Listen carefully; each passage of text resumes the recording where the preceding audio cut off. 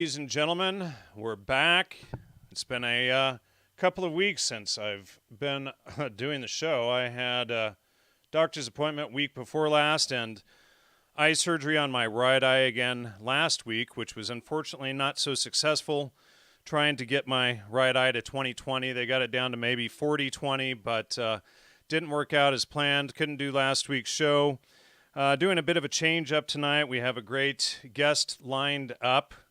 Dr. David Seaman is with us tonight, and it's going to be some pretty great material tonight. Dr. Seaman is really the pioneer behind de-inflammation research and publications on diet and nutrition. And he published one of the first, if not the very first, paper on this topic. And of course, you're probably very little recognized for that at this point. Just like this article you sent me earlier today, the doctor who started the whole paleo thing isn't even known for doing the paleo thing today. But Dr. David Seaman, welcome to the show. Thanks for having me. Well, I'm going to start off. Why don't you tell the audience a little bit about yourself and how you got into this area of research? Well, I was always interested in nutrition. And after you go through any educational program where you basically just memorize words, so you're basically just living in the land of no rhetoric, just grammar and hopefully a little bit of logic, but you're really doing a paper chase. So after I graduated from actually chiropractic college, I was taking a postgrad class and it was being taught by a British neuroscientist. And the topic was pain and well, really it was pain mostly. But when he described the pain pathways for the first time where I didn't have to worry about an exam, I saw all these various biochemicals that were up on the screen, and I recognized most of them, and at least half of them I recognized were related to what we eat. And so that was 1987. And so I basically went to the library, painstakingly year after year after year, and I collected about probably 10,000 in the old days. You actually had to have photocopies. So I've got 10 metal filing cabinets, 4 drawers high in my garage, packed with papers A to Z. And so after I got into that, I finally started writing some articles because you have to go through the grammar and then the logic before you can actually lay something down on paper or talk about it. So before I wrote that paper, I wrote this book, which was the first book that I'm aware of that was ever written on, you see the title, Clinical Nutrition for Pain, Inflammation, and Tissue Healing. And on the cover, you can see all those, well, you can't really see the details, but there are 6 biochemical pathways. So those are the pathways that I relearned. And so then I started to write more scientific articles. And in 2002, I wrote a paper called The Diet-Induced Pro-Inflammatory State. And within a couple of years, that was being cited. Basically, the way you can tell if anything that someone does in science is really valuable or others see value is that they reference you. So it turns out that article that I wrote in 2002 was then very quickly referenced by researchers at Harvard on 2 occasions. And then my other pain paper was referenced by the director of pain management for Harvard. So that was kind of my orientation. So I've been writing papers and books basically ever since that point in time. That kind of captured my mind more than anything else. And so my orientation to nutrition and diet is really more based upon the inflammatory potential rather than calling it a term like, vegan diet or vegetarian diet or plant-based diet, which of course is just code for radical veganism, or paleo. And I like Dr. Lauren Cordain, I've known the guy for years. But to me, paleo describes an era and then an eating pattern based upon geographic location rather than looking at diet from the perspective of outcome, which takes you away from the emotions of nutrition. And eating is a primordial drive, and food tastes good or not so good. And we tend to like food that tastes kind of sugary, salty, fatty, and that could be some really bad food, like down the south, like hush puppies are just lethal in terms of pro-inflammatory calories. So I look at those types of foods for their inflammatory potential rather than never or it's okay or not okay. So I based upon the inflammatory potential, and then as time went on, I realized that obesity, it was probably 10 years ago when the literature started coming out first, that that the obesity state, which is created by overconsuming calories, usually sugar, flour, and refined oils, the fat cells, they actually swell in size. And as the fat cells swell in size, they invite in through chemotactic agents, which is how cells kind of communicate, a whole bunch of pro-inflammatory immune cells. And so the obesity state's actually a low-grade infection-like state from the perspective of immunity, no fever, but the immune profile is identical to a viral infection and cancer when one crosses into the obesity threshold. So that's basically the kind of the orientation. How did you manage to come across my research and show? Well, that's a good question, because when I realized that television was a complete waste of time, which I've known for a long time, but then when YouTube started to kind of kick in and you start looking around for information that would be educational to me from the perspective of whether it be science or, and for me, science is not so much the science that people talk about, like, creationism versus the Big Bang. People in their brains, they think that's science, and really both are theories when you get right down to it, since we really don't know. So that's not what I look for. But then I look at history, and then I forget what it was that came up. I forget how the trivium came up, but that's when I came across you. And I think also I came across your interview with Joe Rogan, that one several years ago, and then you're never on again. Yeah. Yeah, 2011. Yeah. Yeah. One of the top 3 worst interviews I've ever had. Yeah. Yeah. So it was that, and I started looking at, how logical you were with stuff, and also how like painstakingly detailed you were, and that was what kind of attracted me to what you were doing. Interesting. Well, so and then so it was probably 3-4 months ago you had sent me an envelope with the book, and I thought it was somebody else. I thought it was a show host whose name is David Seaman, and I was like, wonder what he's writing. And then I opened it up, and inside was this and a donation. So thank you for that, and for the book and all. And you also included a couple of papers in there, which are in the other room, but. So, you wanted to go into more depth, and you had told me that I had a lot correct and some things wrong regarding diet, nutrition, inflammation, keto diet, etc. And, over the years, let's see, it probably started out with Dr. William Davis, author of Wheat Belly, back in like 2010 or 2011, I had him on. And that was explosive for a lot of people in the audience. This was before he was on Oprah and, just completely blew up in the no grain world. And, so he's really who helped me turn my health around. And I had been in and out of the hospital for 15 years, over 41 trips to the emergency room and this kind of stuff.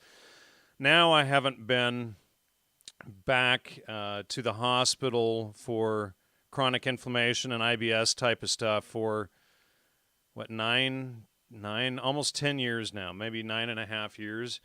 And so Davis helped me, and then I came across, as you know, Dave Asprey's work, and it was really when I started going high fat and getting over my fears of what fat is, and drinking butter and coffee and tea and this kind of stuff, that was what really got my health finally turned around. I got rid of the inflammation, but it took me years to like really feel like I was 100% again after 41 trips to the emergency room. I spent 5.5 days in the ICU in Peru.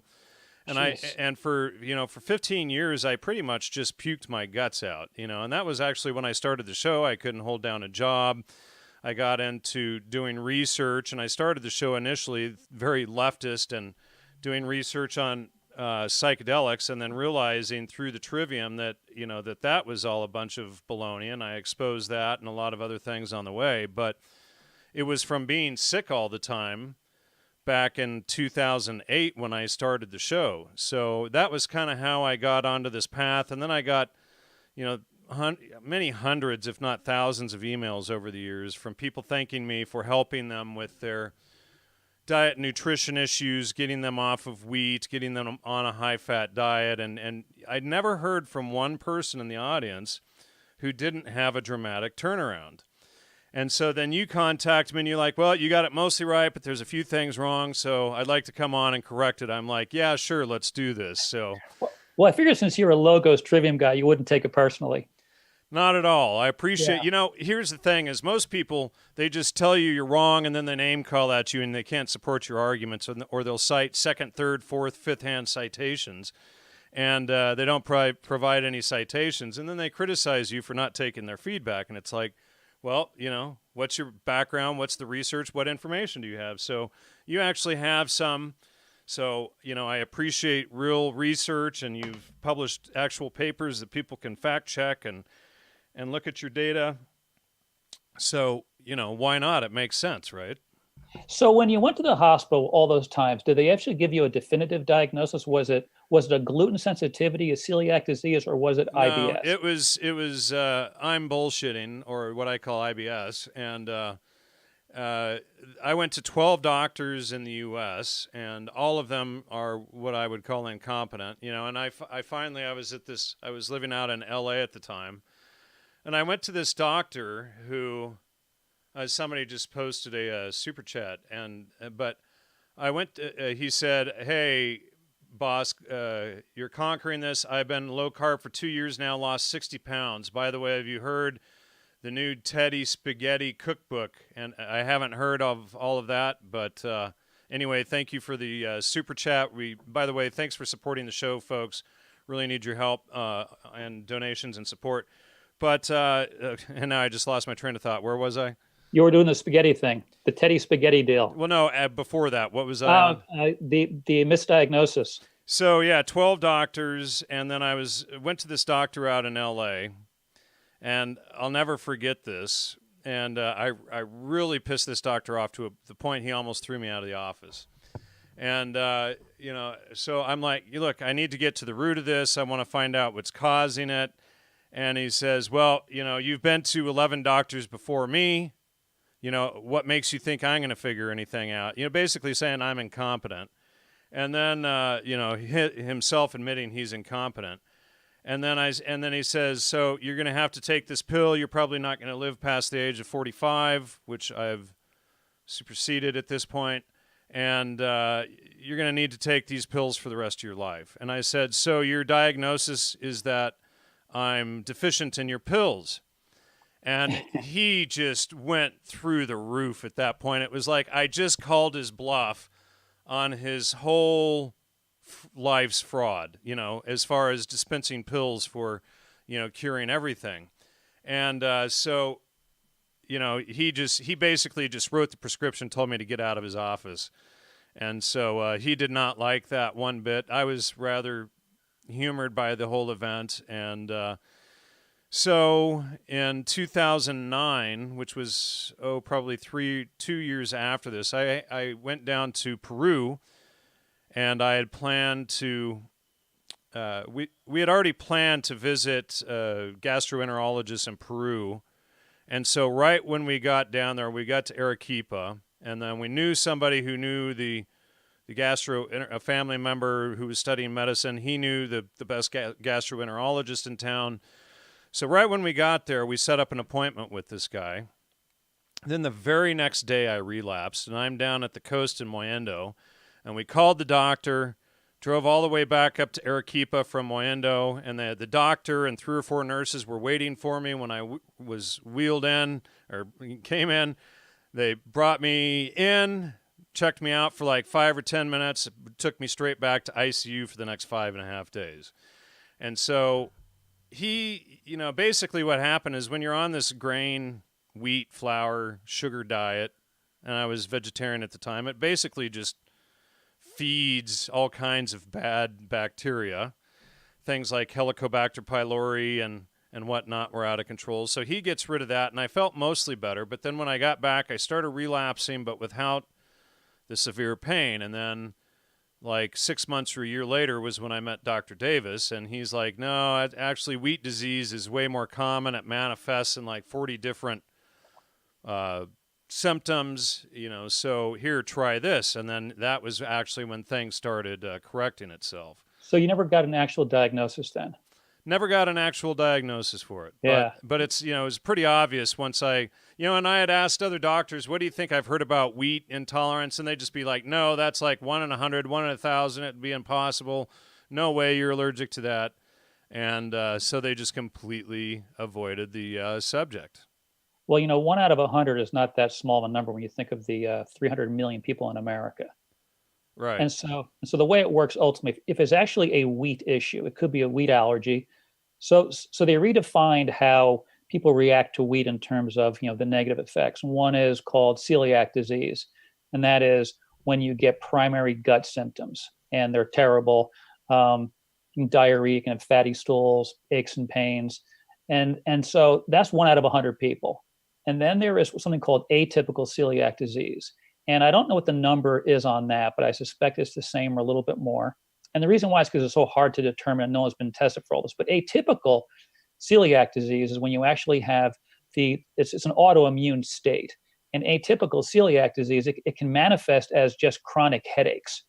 And it typically does so as people age. It can also manifest as numbness and tingling in your extremities, called peripheral neuropathy. You can have cerebellar symptoms, which means all your balance and coordination can be off as well.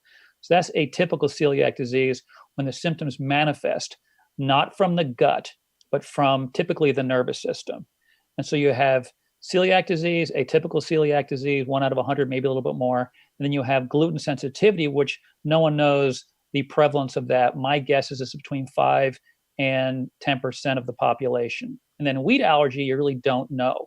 But here's the thing about whether it be a celiac issue or a gluten issue, because what gluten is, it's kind of funny actually to trash Joe Rogan a little bit, just because, why not? He well, the reason why I say that is because he brought on to his show this person who calls herself Cybabe. And it was a total hit piece on chiropractors. And like any profession, you have some good, some bad, and some, confused. And so to just trash an entire profession. But she says she has celiac disease, and she says, well, it's a zonulin thing. And it's not. And Rogan actually said that he thought that basically gluten converts to sugar, and that's the problem. And of course, that never happens as being the problem. So she mentioned this term called zonulin.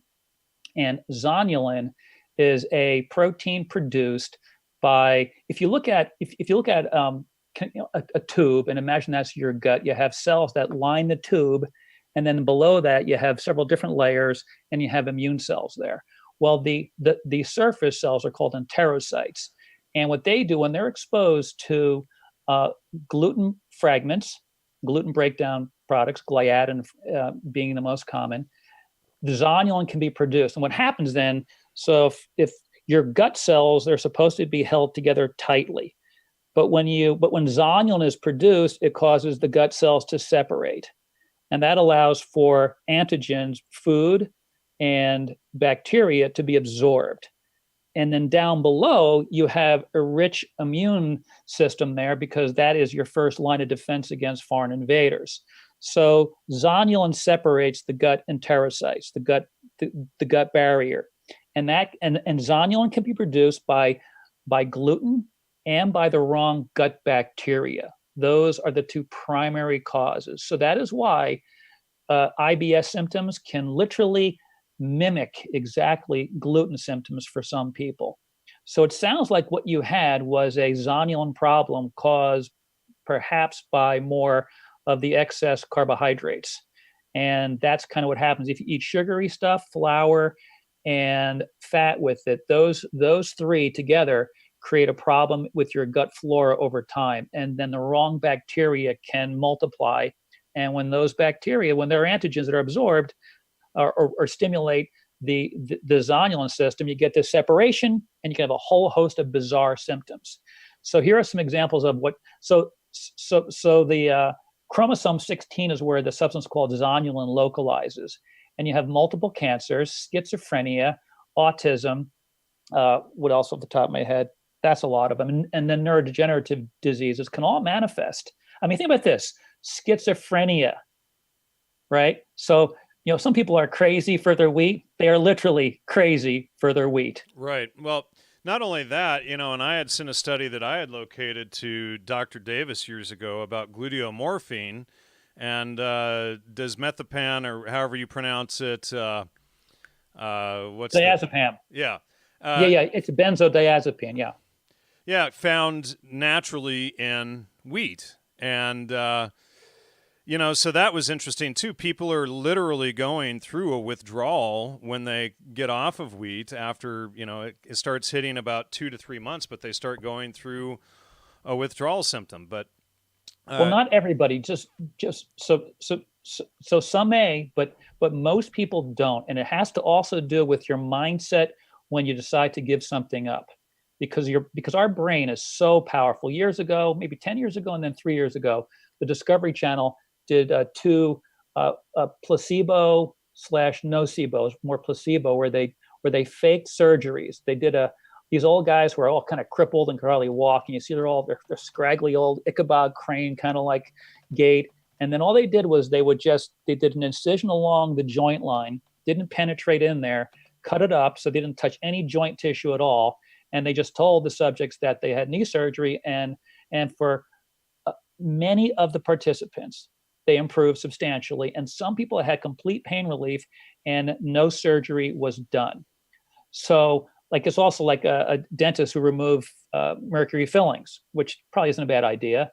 Some will say, well, you may have this detox thing, that detox thing. So it gets into the person's head and then they have the symptoms. So I'm just suggesting that because not everybody has this withdrawal experience from wheat. Some may, but most people tend not to. Most people tend not to. So if you did, well, then you had a tough one. But the average person, it's like no big deal. Once you commit your brain to it and you focus on it and you realize why you're doing it, then a whole bunch of good brain chemicals kind of kick in and support you in your efforts.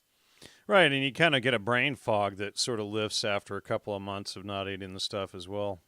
And the reason why that is because the absorbed antigens. So you have these various bacteria. You have gram-positive and gram-negative bacteria, and gram-negative bacteria have two layers. So you can use my fingers, two layers, and sticking out of the outer membrane layer is a substance called endotoxin. It's also called lipopolysaccharide. So endotoxin.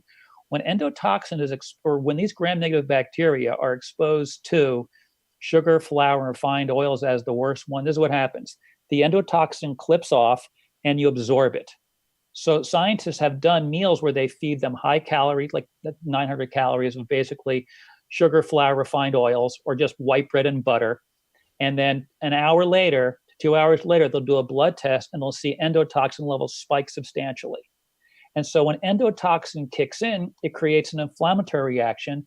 And if you're susceptible, you can get what they call brain fog. So a lot of people with fibromyalgia, called fibrofog, most fibromyalgia patients, they will have family members with migraine headaches and irritable bowel syndrome, all three of which are pushed into expression via an inflammatory state, and endotoxin seems to be a big one. The best way to find this out is if you have a gut deal, whether it be gluten or whether it be IBS, which is typically caused by an overgrowth of bacteria, is if all you do, like in my book, so in the DeFlame diet, I describe gluten, and then in the other chapter, I describe something called small intestine bacterial overgrowth.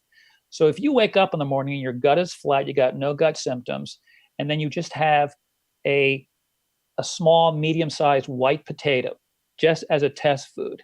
If you bloat from that, you likely have overgrowth of bacteria. Now, people say, oh my God, bacteria overgrowth is terrible. Well, first of all, people have to realize that we have more bacteria in our gut than we have cells in our body. So it's not like, oh my God, there's a bacteria. There's bacteria everywhere. And so when you eat either white rice, which contains no gluten, or a white potato, and you bloat, that suggests that there is a SIBO problem. And there's some drug approaches and natural approaches. The natural approaches typically are just taking a fiber supplement like psyllium and then peppermint oil or oil of oregano. Really, peppermint oil seems to be the best. And that seems to knock down the SIBO for lots of people. Others need to take a non-absorbed antibiotic. But if one does not bloat from the white potato or the white rice, then you got to eat pure gluten. Now, do you know off the top of your head what pure gluten is called? We may have discussed this, but it's easy to forget though. Pure gluten, if you go to the health food store, and you buy pure gluten. Wheat germ, right? No, it's actually No. called, it's spelled Seitan with a thingy over the A. So they call it seitan. They should just call it Satan, you know? That's kind of how it really sounds. So you take a slab of Satan first thing in the morning, and if that gives you your symptoms, well, then you know you got a gluten problem. Now, that's kind of like a soft way to determine if you got a gluten problem or a bacteria problem. The reason why you don't want to just go have a piece of pizza is because you got flour and gluten in the dough, and that way you don't know what you have if you react to it. But that is very, very common. So 1 out of 5 adult Americans have small intestine bacterial overgrowth, i.e., irritable bowel syndrome. That's huge. 1 out of 10 people in America have terrible migraines. And so those are more likely than the gluten thing, but there's kind of an overlap between the gluten and the overgrowth problem in the gut because gluten is rarely delivered to the human gut as pure gluten. It's usually gluten flour, so you're always feeding the bacteria. And the symptoms from that can be as terrible as widespread pain, depression, anxiety. I mean, think of all the common symptoms that cause people problems as they age. And this hits particularly young women when they're in college more than young guys because their guts are more sensitive. It initiates that chronic pain and depression that they can live with throughout their entire life, and then end up like you going to Peru. I mean, and you just had to stop eating wheat. You know, it's just unbelievable. Yeah, for sure. Yeah, and even bringing that up to the doctors and whatnot, and them saying, "Oh no, that's not it. That's not the problem." You know, and it's like how. They're just, most doctors have about 2 hours or so of nutritional training. They just don't think they think in terms of dispensing pills, not in terms of solving the problem. Well, the basic way that no matter what healthcare profession you enter in America, you're taught some basic sciences that are taught in a grammar-like fashion, and you never have any logic imposed or taught, and so therefore the rhetoric part of the trivium is lost. So they're taught to basically identify symptoms and then give drugs for those symptoms. And in the natural world, like the naturopathic world and partly the chiropractic world, and even medical doctors now getting into natural medicine, they typically deliver supplements in the same fashion that they would deliver drugs. So like, what do you do for depression? Well, you give them St. John's wort. But see, depression though is an inflammatory state. So depression is basically when your body stops producing enough serotonin, and it's kind of interesting actually. And so what they do, they give serotonin reuptake inhibitors to keep more serotonin active in the nervous system, and that is what St. John's wort does. But rarely do you get cures from taking those medications so long as the chronic inflammation is going on. And that is the majority of Americans. If you look at like C-reactive protein is a general marker of the inflammatory state in the body. We should have a CRP below 1. It's actually called high sensitivity CRP. It should be below 1. And the average middle-aged American, and that means starting in middle age, which is basically 30, because if you break our lifespan down to thirds, you have 0 to 30, and then 30 to 60. So that's middle age. So you're 12, 13 years away from hitting the senior time. I hit senior like next year, right? So I'm finishing my second third. And so when you think about people living from age 30 and on and living in that depressed state, I mean, it's just the most miserable way that the average person can live. So C-reactive protein in middle-aged people, so basically starting from 30 and over, the average American is between 1 and 3, and we should be below 1. 25% of all adult Americans are over 3, which means that the average American is living in a state of chronic inflammation that can give you like 10 different symptoms that look like 10 different organ systems have gone wrong when the flame, like if my wrist is the flame manifesting all these symptoms, you take away the flame and these symptoms go away. That is not taught in med school. That is not taught in most chiropractic colleges, physical therapy school, massage, nutrition stuff. They just don't learn it like that. So I kind of learned it on my own after I got out of a chiropractic college, because I saw patients who had chronic aches and pains. I changed their diet around without really knowing like the whys and wherefores, just knowing that sugar and flour and those foods are terrible. I saw bizarre aches and pains and other symptoms disappear within a month or not, if not earlier.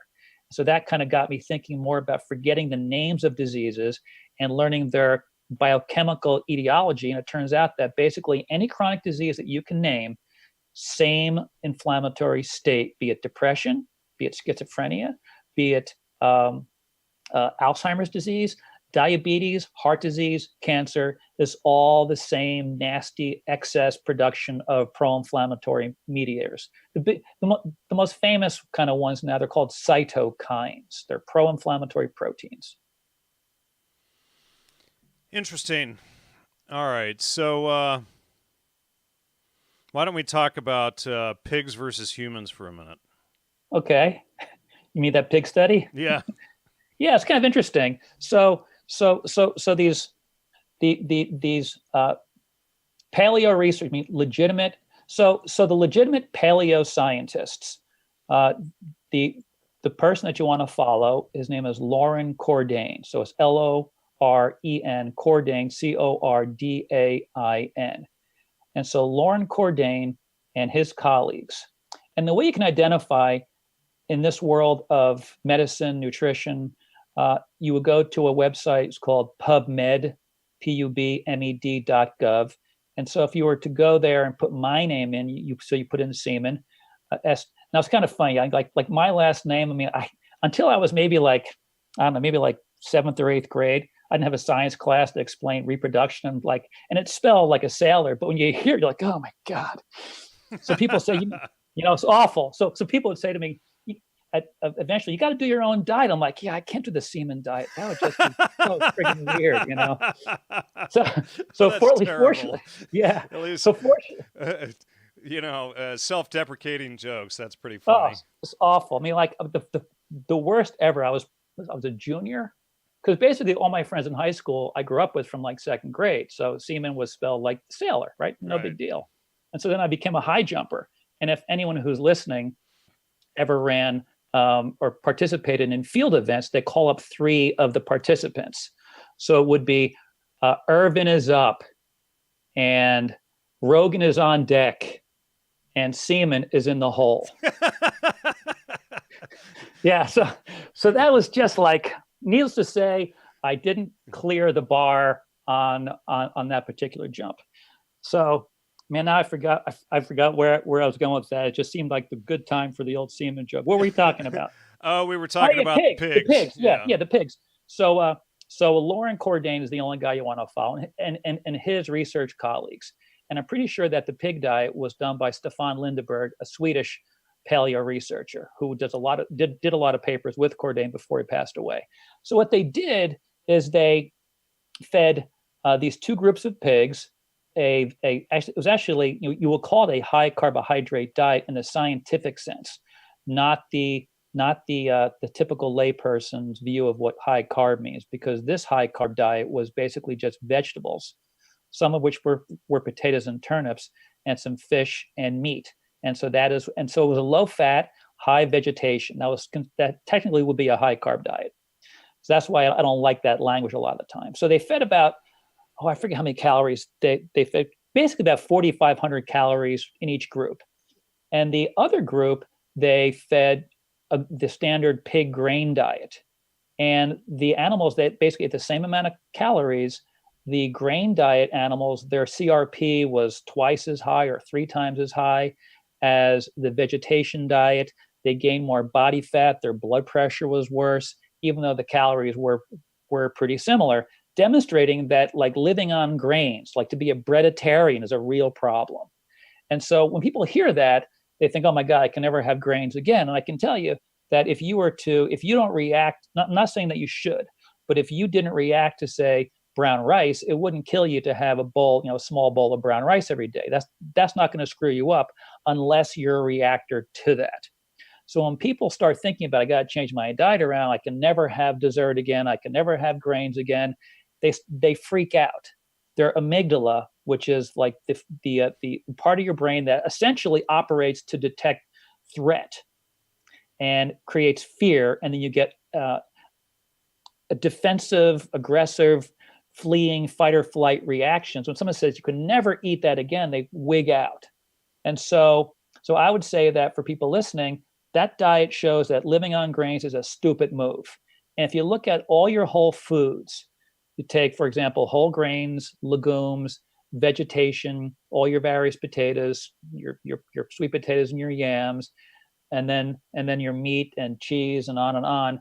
The least nutritious on a calorie by calorie measurement are whole grains. I mean, they are the least nutritious of all your whole foods. And so the fact that they have been recommended forever by the USDA, since I sent you that image from Simple Suppers Are Best from back in 1919, where the USDA said, simple suppers are best. Feed your children cookies, bread, and milk. 1919, so that's 100 years ago. And so 100 years later, what does the average American eat mostly? Sugar, flour, and milk or dairy in the form of more ice cream and everything else. So we basically complied with our, the oligarch nutrition masters. And the thing about that too is that the stuff tastes good. And so if someone's going to tell you it's good, even though it's terrible, are you pulling that picture up? I'm looking for it. I'm not finding it here. Sorry. That's all right. Nope, no problem. But anyway, if people just Google "simple suppers are best" and then hit images, they will see this cute little girl about 6 years of age in the garb of 1919 with milk, cookies, and bread in front of her. Like how could everybody back then knew? Like my great grandfather migrated, fortunately, before World War I from what's now Slovakia, and I mean all they did was grow everything. So they knew vegetables, fish, meat, normal dairy, healthy dairy is all normal, and people lived on it forever and ever. And then the USDA steps in and says, "Now feed your kids cookies and milk." I mean, it's just absolutely unbelievable. So that's kind of a veer off the pig study, but the pig study shows us that vegetation is the way to go, unless, it's really interesting with that Jordan Peterson craze. Because I did a video, it's on my DeFlame nutrition channel that goes over the carnivore diet, and people get it wrong completely. Like people did lots of videos. Jordan Peterson, my hero, is eating only meat, therefore I will. I mean, that's kind of just, it's just not a lot of gray matter, white matter being used to make that move. He and his daughter fell into that disease because of their autoimmune problems. So the only people on Earth who would ever eat only meat for periods of time would be if you're living way up in the Arctic Circle, because that's all you have is fatty meats. And so the carnivore diet is actually a very high-fat diet. And there is this anthropologist from Canada. He went up and hung out with the Arctic Circle natives, and it took about 2 weeks to acclimatize to the high-fat diet. But this guy lived for 9 years on just meat. This is like 1909. He comes back and he tells the scientists, whatever school he was affiliated with back then, yeah, all we do is eat meat. Everyone feels great. They're like, impossible. We should have heart disease. So this guy checks himself into Bellevue. Now, Bellevue now is Crazyville, right? Like the loony bin hospital in New York. But back then it was a regular hospital. And so every meal he ate for a year was fatty meat. And at the end of that year, no ill health and no unhealthy cardiovascular markers. So it's been known for over 100 years, and there were papers written on it back in the early 1900s that showed, that outlined his approach. So all the people who follow this, all meat diet just because Jordan Peterson was doing it, it demonstrates the lack of logos that you can find basically everywhere. So yeah, I would think that the pig diet really outlines clearly how bad it is to have a grain-based diet. Well, which is, of course, the foundation of the food pyramid, which is right. It's like several years ago, South Park did an episode where they, Cartman is having this dream and turn over the pyramid, and they're all, and the kids are in South Park going around licking butter pops, Unbelievable. Yeah. It's really terrible. And the problem when it comes to those foods is that the tasty, sugary, floury, oily, salty, combination, it stimulates parts of our brain that other substances like alcohol and cocaine stimulate. And what you get is a pleasure experience.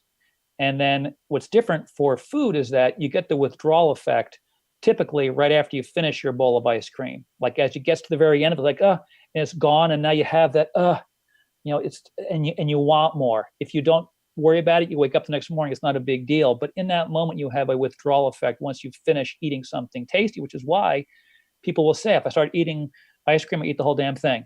If I eat some cookies, I just keep eating them. And the reason why is because when you're getting what I call dietary crack, you're getting it the hit moment to moment to moment. And the only time you have the pleasure is when it's on your tongue.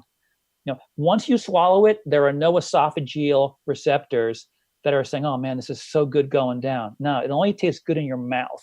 And that's why people keep shoving it in there, which is why it's so difficult for people to pull back from those foods. Interesting. All right. What are the inflammatory foods? Well, the best way to look at it is this. If you and I could eat enough romaine lettuce to exceed our caloric needs, so let's just say both of us, because we sit a lot, and I'm 10 years older than you, so let's just say my caloric needs in my sedentary writing mode is about 1,800 calories per day, and we'll call you 2,000.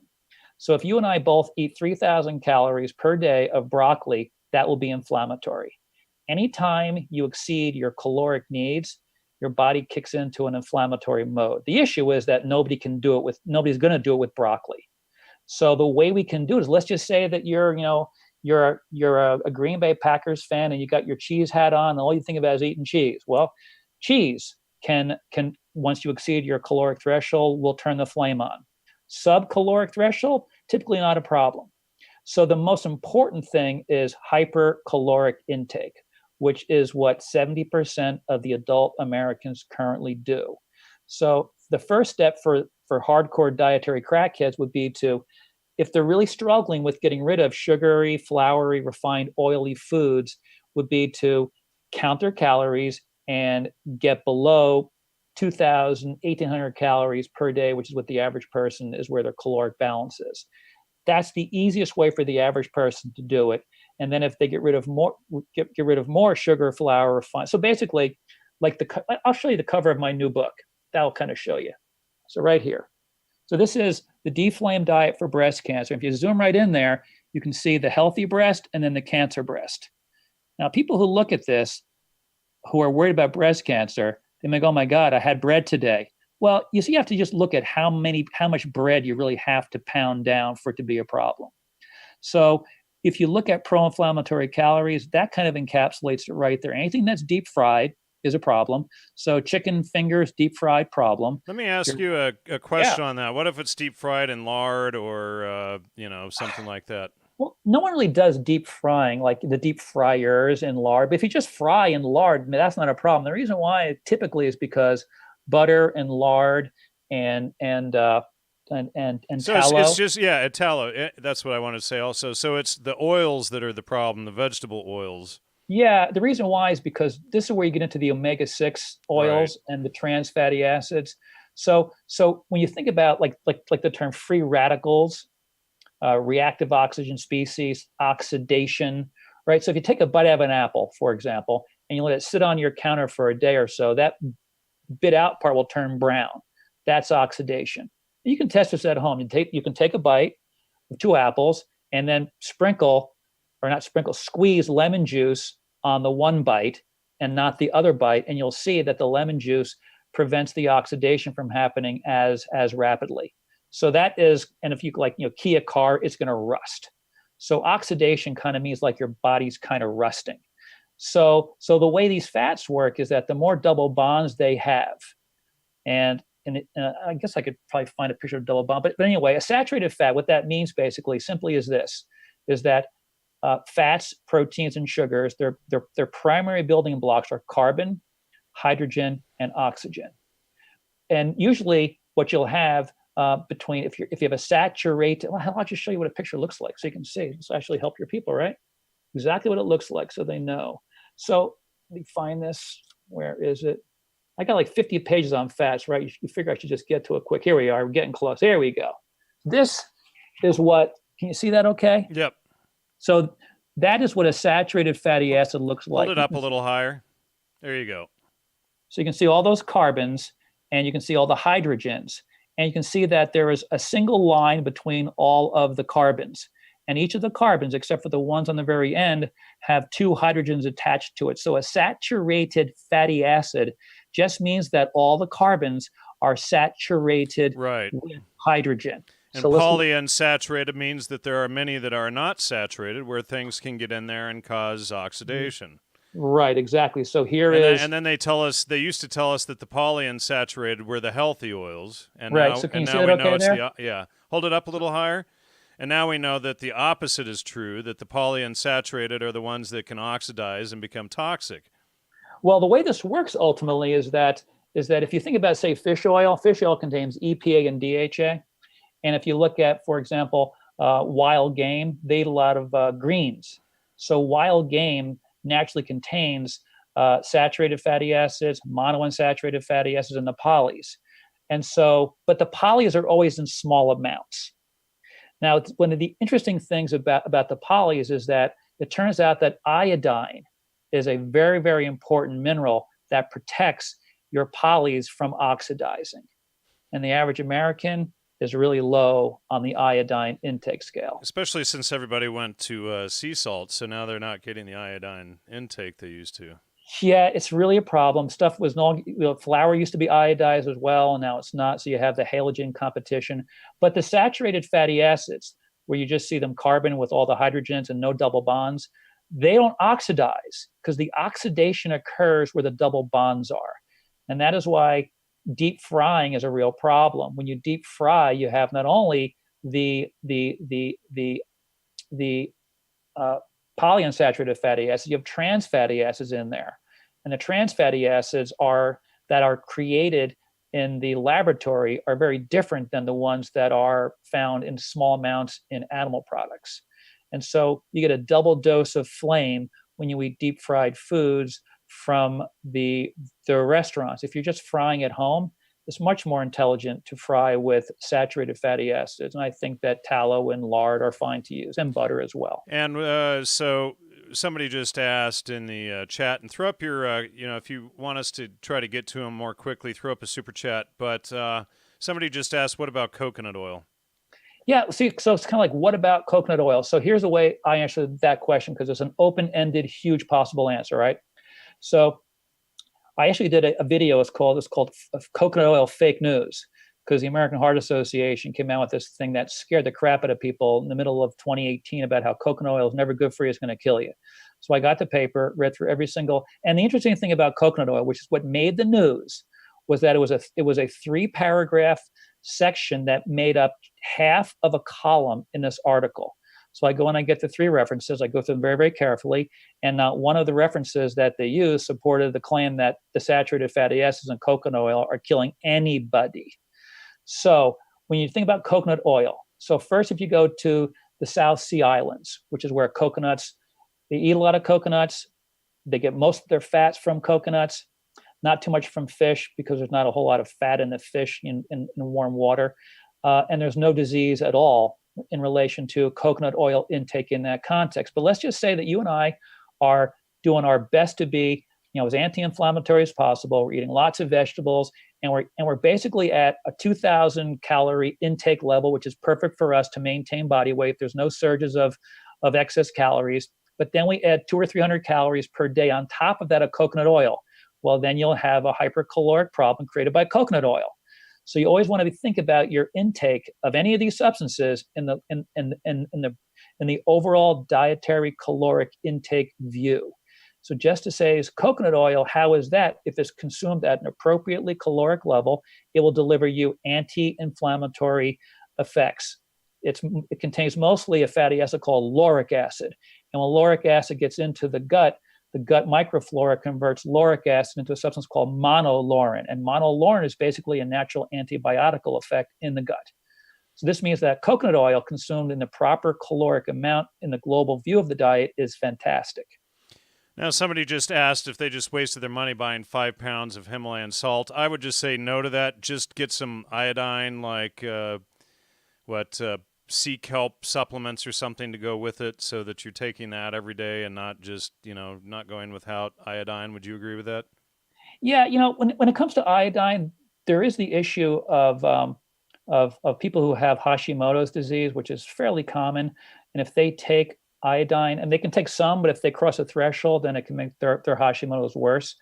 But it appears, I mean, in general, taking less than 1,000 micrograms per day seems to be safe for most people, even if they have Hashimoto's. I mean, I can't promise that, obviously. And what is Hashimoto's, just for those who don't know? Oh, Hashimoto's is an autoimmune disease of the thyroid gland. And get this, in certain cases of Hashimoto, complete avoidance of gluten completely reverses the thyroid disease. Okay, so somebody just brought this up, so let's hit this. And you had asked me to bring it up in our email exchange earlier today. So they want to know about cannabis oil. Well, they're probably thinking Rick Simpson, not hemp seed oil. But, and I was at Costco the other day with a friend who's actually in the audience right now. And we were walking through Costco. And, of course, now there's a big rack of whole hemp seeds on the shelf there. And I said to her, most people wouldn't know that you and I were largely behind getting this stuff on the shelves. It's like we're totally forgotten in our part in getting that stuff out there. But what about hemp? And first we'll start out with hemp seed and hemp seed oil, and then we can, I don't know if you have anything to say about cannabis oil specifically, but if somebody needs cannabis oil, it's probably because they have an inflammatory response to something that they're eating in their diet. And if they took care of that, they most likely wouldn't need the cannabis oil in most instances. Probably. It's hard to really say, because if you look at, except for, I don't know about the Eskimos just because they're snowed in so much of the year. But wherever you go on Earth, depending upon your latitude, you have different herbs that are very, very spicy. And these spicy herbs have these fairly potent anti-inflammatory substances. Now, the thing about that is that those, so if you're in India, for example, turmeric, ginger. If you're in Scandinavia, you don't have any turmeric and ginger there. You have sage and green spicy vegetation. And so wherever you go, you have these spicy, herby vegetation substances, botanicals. And so if you look across the face of the earth, you'll see that basically nobody historically was obese. So they consumed a normal caloric level for their activity level, and every meal or every day they were likely to take in some of these spicy substances. And so the CBD craze, to me, is just another craze, ultimately. I'm not impressed with CBD oil. And the reason why is because you get the studies have shown that when you just take CBD, people get zero benefit to a lot of benefit. And so it's just, all that is basically a botanical having an anti-inflammatory effect. So when it comes to hemp oil itself, hemp oil has a really good profile of omega 6 to omega 3. So it has a nice anti-inflammatory relationship. So I think the best way to get hemp is to do the whole hemp seeds, because then you get all the phytonutrients, the protein. It's fantastic in terms of not creating a blood glucose surge. And by the way, a blood glucose surge after we eat is the biggest stimulator of post-eating inflammation. So that being said, that's, I think, is the best way to get hemp. Some people will respond to CBD. So how do you find out? Well, you take some and see if it helps you. And then others will say, well, what about THC itself? Well, THC works on different receptors than the CBD oil. The CBD oil, they're polyphenol-like substances. They work in a similar way that something like ginger or turmeric would work. But THC activates two different receptors. One's called CB1, which is the euphoria receptor, and then CB2, which is the anti-inflammatory receptor. So the way I look at all this stuff is try it. If you get a benefit, well, then do it. If not, then forget about it. I Belong in the Kitchen asks, what does the doctor say about gluten cell mimicry? I don't know what gluten cell mimicry is. If they're talking about if you look at the gluten peptides or gliadin peptides, they can cross-react, and so that you can get similar responses from substances like, say, dairy and other foods. And I don't know all of them off the top of my head, but that may be what they're referring to. And there's a lab out there. This is called Cyrex Labs, Cyrex Labs. They do a big profile that check at all the gliadin peptides, and then cross-reactivity. So some people, yes, other people, no. So how do you find out? You do the test and then you see. All right. And let's see. There was one here that I wanted to ask you. What is the cause of chronic dis-ease? Yeah, chronic dis-ease, of course, is like not really a defined thing. So let's just, but the way to look at that would be, it would be low grade. So if you think of what dis-ease is, it would be, I don't feel well. So if I don't feel well, that means that my affect will be dipped. I'm not where my affect should be. I'll be lethargic. I'll be fatigued. I won't have get up and go. I may have aches and pains.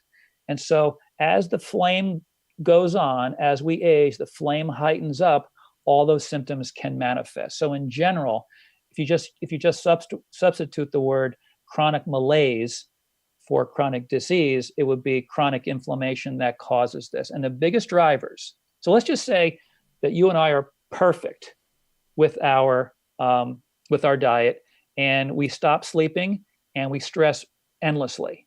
Well, that will put us into malaise land, no matter how, even if we're doing IV kale juice, it would make no difference. If we're not, I know, but if we're not sleeping, we're stressing, and we're not exercising, the flame will go on then too.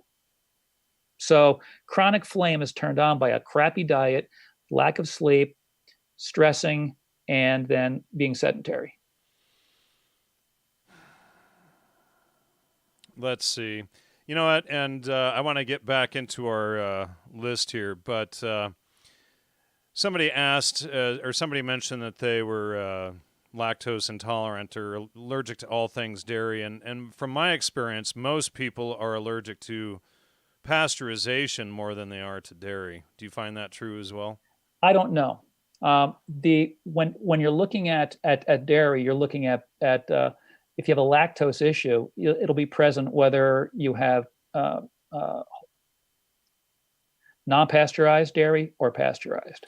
Lactose intolerance developed before there was pasteurization, because pasteurization is a relatively new thing. So now if I go out and get the best organic pasteurized milk, when I drink that, my stomach starts gurgling and it just feels awful. And if I buy raw milk, I have no problem with it whatsoever. And it tastes 10 times better anyway.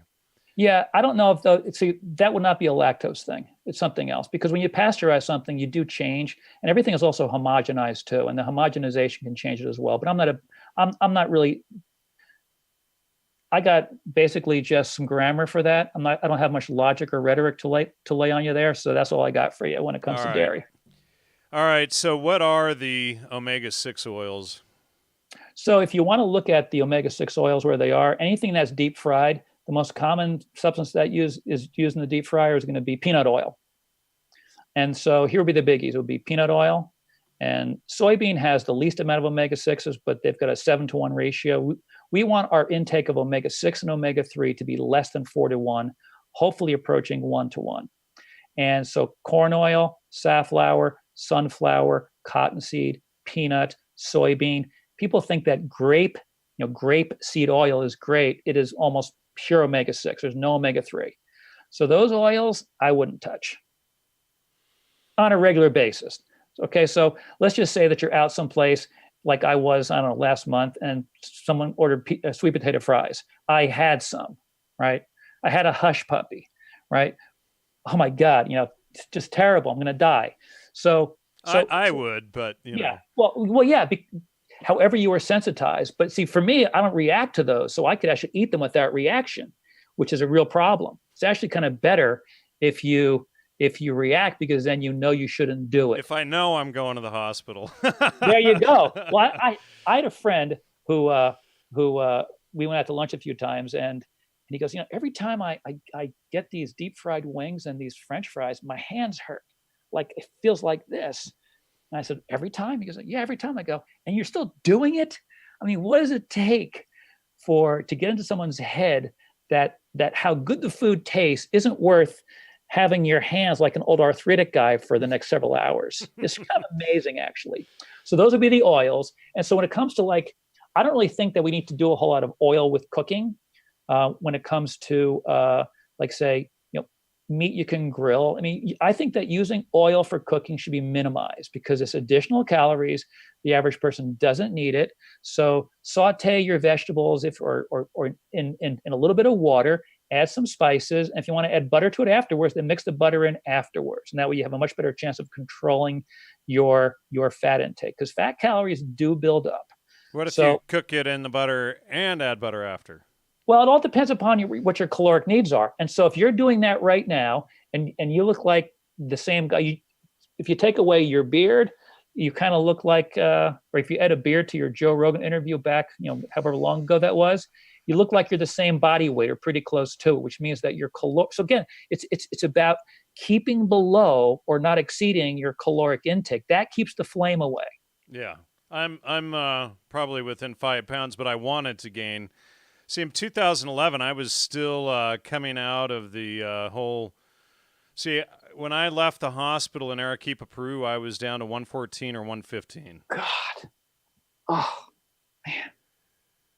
So I needed to gain, 50 pounds. So that's different, though. See, you're, of course, an outlier. An outlier shouldn't be discussed a whole lot because people who are, because the outliers are not the norm. You want to talk about, like I'm going to drink my butter while you're talking. There you go. Yeah. Outliers are not the ones who should be the focus of any conversation because then people think that, oh my God, I'm an outlier. This is very common for women who are 40 or older who can't lose weight and they blame their hormones.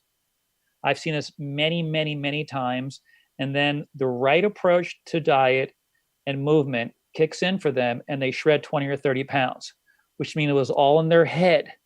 And so I like to, not describe the outliers too much or get people to think, well, for me, I mean, I just can't lose weight. I just look at food and I gain weight. I'm like, yeah, you probably eat more than just looking at it. That's why you're gaining weight.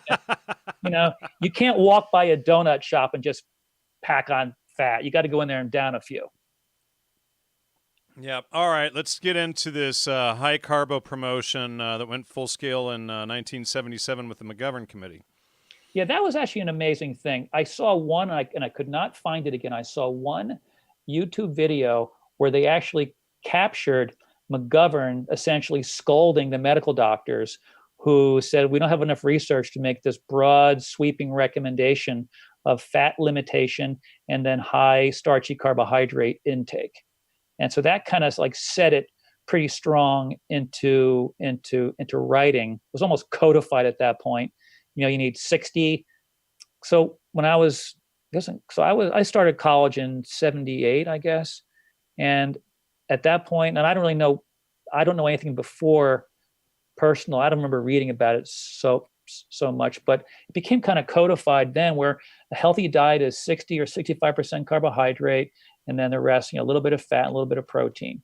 And then they came out with the food pyramid, which is, a perpetuation of that, but it was promoted since 1919. And it just so when you get taught stuff over and over again, and you don't really know what you're learning other than I'm learning what the word carbohydrate means, and I know this, and I know what protein is, and then you take an exam, and then you go, and you got to memorize that, you spit it out, and you go into an exercise physiology book that says the exact same thing. And even though the evidence is kind of weak, but you're not that sophisticated to be able to ask the right questions, next thing you know, 4 or 5 years later, that's what you believe. And it's perpetuated over and over and over again. Why was that done? I don't understand why. I mean, if I was to really like put on my the reject what the oligarchs put upon us, I mean, yes, because the oligarchs want to keep all the good meat and vegetables for themselves and get the peasants to keep eating the gruel. I mean, think about, right? I mean, think about that. Was it Oliver Twist or? Well, even Plato talks about that in the Republic to control the peasants, keep them on a vegan diet. There you go. I didn't know that, but there you go. So it's hard for me not to think that there's some truth in that because there is even like when Banting, who I think Banting discovered insulin, and they called diabetes back then, like I don't know, 80 or whatever 100 years ago, they call it a disease of corpulence. Basically, it's a fatty disease. How do you get fat? Well, you eat a bunch of bread. I mean, how do you fatten up cows? They don't move, and you just pound them with grains. Yep. you're not going to get a cow fat. And people don't see the correlation with that either, you know, and Yeah. that's something that I constantly point out to people. It's like, you know, look, they're fattening the cattle for the slaughter with grains, you know, Right. you know, hello. So if you look at the population, you know, they're clearly getting the population ready for slaughter. I mean, Loma Linda University Medical Center is not far from here. It's about, 25, 30 minutes from here. And it's one of the leading heart hospitals in the world. Well, it's a vegetarian community. Let's do the math on this. How does a vegetarian community that eats, the vegetarian diet is largely a grain and legume diet. So how would a vegetarian community, the Seventh-day Adventist community, have one of the leading heart hospitals in the world? And, it's a problem. So I think that your like broad anti-grain kind of approach is actually very reasonable because of all the whole foods. Whole grains have the weakest. So if you think about, for example, hypertension, it's potassium is like the key mineral for maintaining blood pressure. And if you look at on a calorie to calorie basis of say a couple cups of oatmeal at 300 calories versus 3 or 4 heads of romaine lettuce at 300 calories, you have like 4,000 or more milligrams of potassium in those in the romaine lettuce, and like 300 milligrams of potassium in the oatmeal. So basically, your grains have the lowest nutrition density for the key nutrients and the greatest chance for overeating them. And that is a good reason why it's smart to do what you're doing. But to be fair and to be accurate scientifically, I didn't say you should never have them in the book. And the reason why is because so you have some brown rice or basmati rice once in a while, or even every day, as long as you're not exceeding your caloric needs, it's not a big deal. The one exception I'll make is white rice, really. And yes, terrible. Well, that's the one exception I do eat on occasion is okay. white rice, basmati rice. But you're saying it's white rice is terrible. Well, see, these are just terrible in terms of nutrient density. There's not. I don't know about. I've never compared basmati to just regular old white rice versus brown rice. But if you're looking at just the worst foods you can possibly get in terms of calorie density, and I mean on a caloric, when you compare calorie to, it's very, very important actually, because what people do, if you look at serving sizes are like a cup or a half a cup. So if you look at a cup of romaine lettuce, it's like, I don't know, 10 calories. If you look at a cup of oatmeal, it's going to be about 150 calories roughly. So you're going to get a whole lot more fiber from a cup of oatmeal than a cup of lettuce. So you have to compare fruits, vegetables, sweet potatoes to grains based on calories. And that's what I do in the grain chapter and other chapters. In the book, I show calorie to calorie and then compare the nutrients. And what you see is that whole grains suck as a calorie, as a nutrient density food from a calorie source. Now, in my interpretation, somebody just asked another question. I'll get to that in a second. But in my interpretation, the bleached white flour that they added riboflavin and niacin and all of this stuff to is actually better or healthier than the whole grain stuff. But you're saying that's wrong. I don't really know. It's really because they both suck. I mean, why even do it, really, right. in my view? Well, I just don't even touch either. Yeah. So, yeah. Now, Connor asks, if meat is okay. And, of course, we're both going to say yes on that. I got to have my ribeye steaks with all the marbled fat in it, or I just don't feel good. If I don't have at least one steak a week, I don't feel well. Yeah, so I think it's those who are interested should watch I did this video. It's called Seaman is All Over Jordan Peterson and the Carnivore Diet, and I make fun of Rogan in there too. He brought on one of his PhD buddies, Rhonda Patrick, where they analyzed the Carnivore Diet, and she misinterpreted it to be an amino acid diet.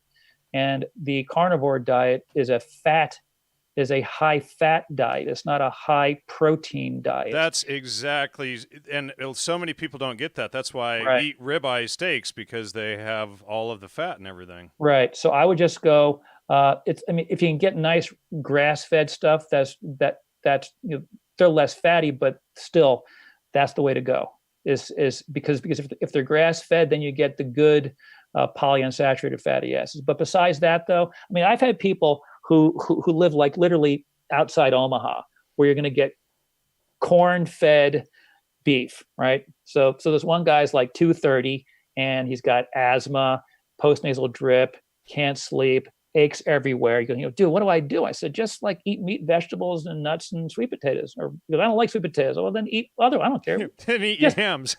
yeah, then do yams or white potatoes. It doesn't make any difference. Just don't eat sugar, flour, refined oils. Avoid all those foods. So I can have steak. Oh yeah. And so he started doing this, and his weight when he was young was like 170, like 6 feet tall. And he goes, well, what should my weight goal be? I said, well, what were you, before you started to gain weight? He goes, I was like 170. I go, well, that's probably, because I can't lose that much weight. Well, then just what do you want your goal to be? Because I'll go for 200. So I go, well, then go for 200.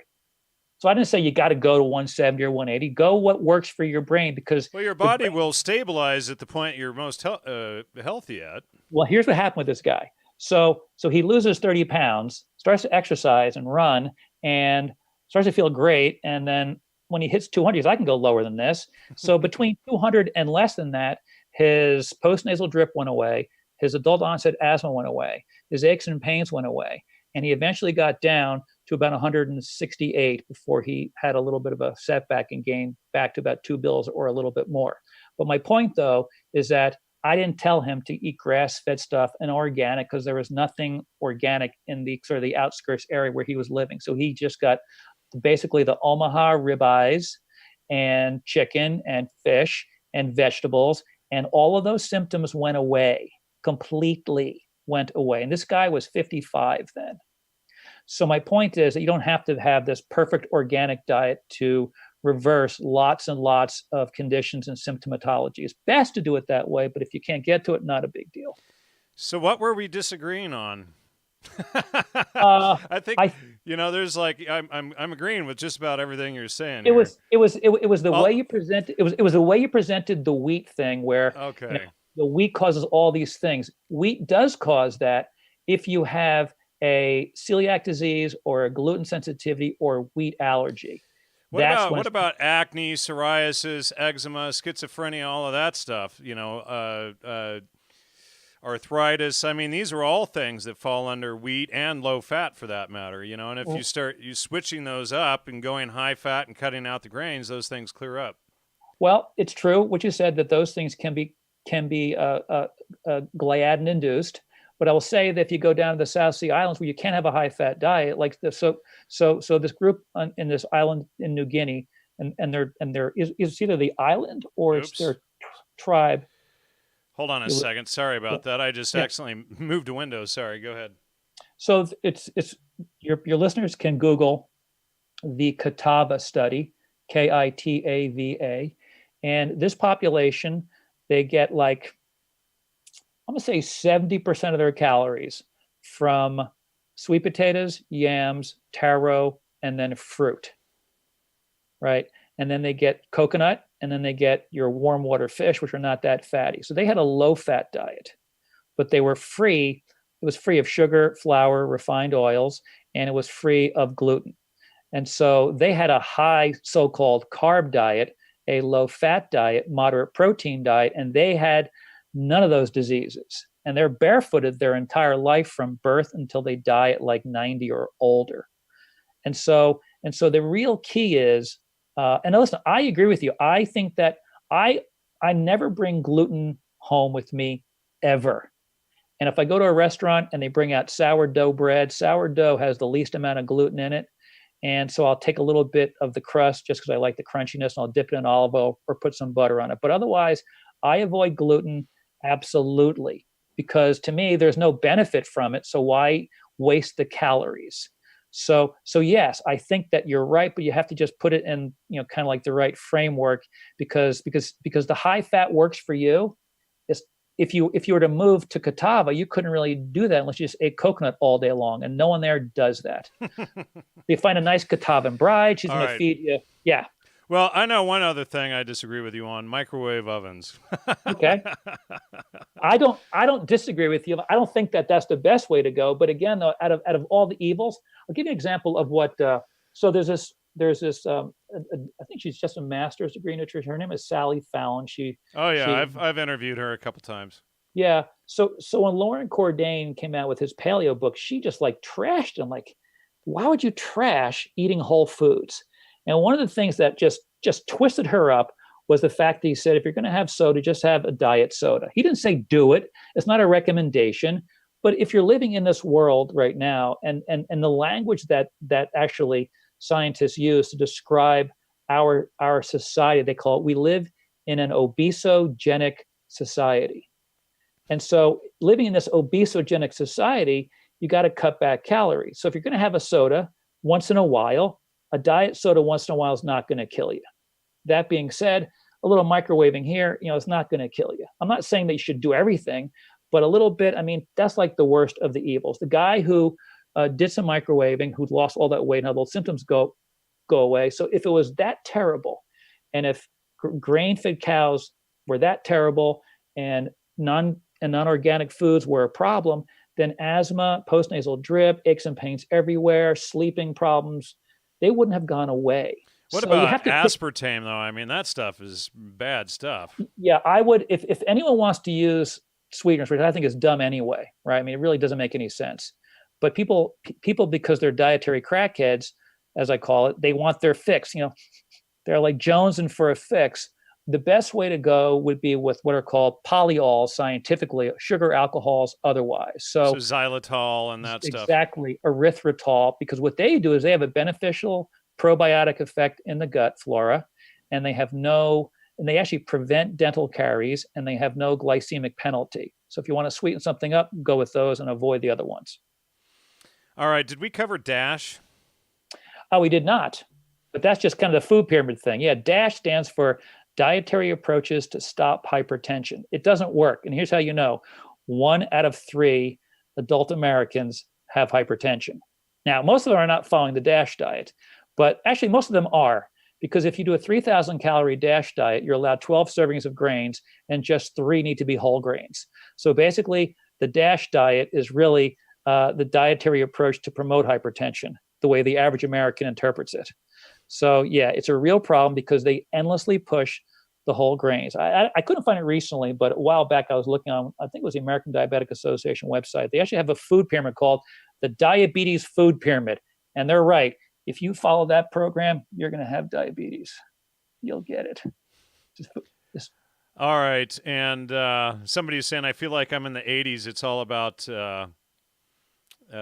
calories. No, we're not saying that I belong in the kitchen. We're just saying, we're still saying, and she's, over the last couple of years, she's really turned her health around.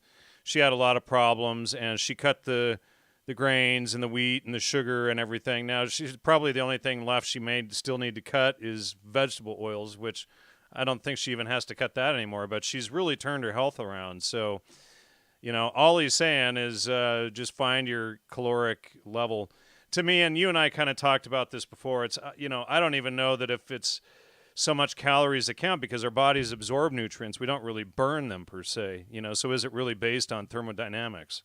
Well, I would say this: anyone who loses weight is because they eat less calories. And the second anyone does a diet modification for themselves, they're like so I'm putting my hand over the right side of my frontal bone, and underneath that area is what's called the prefrontal cortex. Further back is where movement occurs, but up front here is where where humans elaborate thoughts. We inhibit impulses, and so when it comes to I forget the reason why I was going there. Well, I'll just do the calorie thing. So okay, so the second that I decide to I'm going to change my diet around, I automatically my brain kicks in and starts to reduce calorie intake automatically. Anyone who wants to lose weight can lose weight on any calories. You can lose weight if you're enormous, you can lose weight on donuts. I'm not saying you should. Okay, I'm not saying that you should do that. It's the dumbest idea ever, because you want to decondition yourself from those foods. But calories absolutely matter. Now, I'm talking about the threshold. If you are at this, if you need 2,000 calories per day and you eat 2,500 calories per day, you will gain weight. It is unavoidable.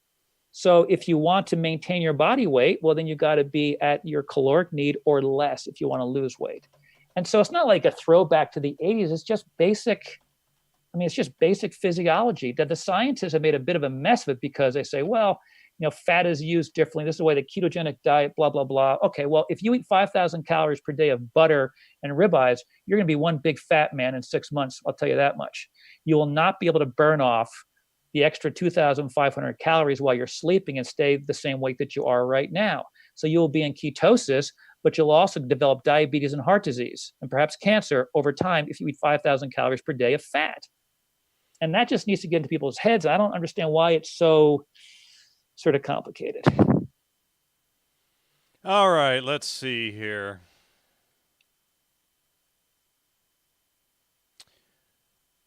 Radical veganism. Yeah, that's a problem. So they changed their name around. It's kind of like how the communist socialists change their names around. They come out with new words, right?